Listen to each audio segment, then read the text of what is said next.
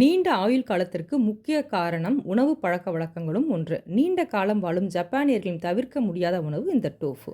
Hi hello வணக்கம். நான் doctor Hema, yoga மற்றும் இயற்கை மருத்துவர். சோயா பாலிலிருந்து தயாரிக்கப்படுற இந்த டோஃபுல கேலரிஸ் மற்றும் கொழுப்பு சத்து கம்மி, புரோட்டீன், கால்சியம் மற்றும் அயன் அதிகம்.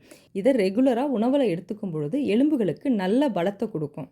இதில் அதிக புரதம், குறைவான கார்போஹைட்ரேட் மற்றும் குறைந்த கொழுப்பு இருக்கிறதுனால இதை சாப்பிடும் பொழுது நீண்ட நேரத்துக்கு பசி எடுக்காமல் இருக்கும். இதை வெயிட் மேனேஜ்மெண்ட்டுக்கும் டயபெட்டிக் பேஷண்ட்ஸும் தாராளமாக எடுத்துக்கலாம்.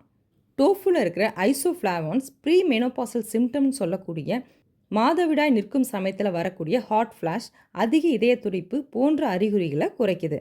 இதை ரெகுலராக உணவில் சேர்க்கும் பொழுது ட்ரைக்ளிசரைட்ஸ் மற்றும் எல்டிஎல்னு சொல்லக்கூடிய கெட்ட கொலஸ்ட்ராலை குறைச்சி ஹெச்டிஎல்ங்கிற நல்ல கொலஸ்ட்ராலை அதிகரிக்குது. இதில் இருக்கிற அமினோ ஆசிட்ஸ் ஜிங்க் ஸ்கின்னை ஹெல்த்தியாக வச்சுக்கும், சுருக்கங்களை குறைச்சி சருமத்தை இளமையாக வச்சுக்க உதவுது.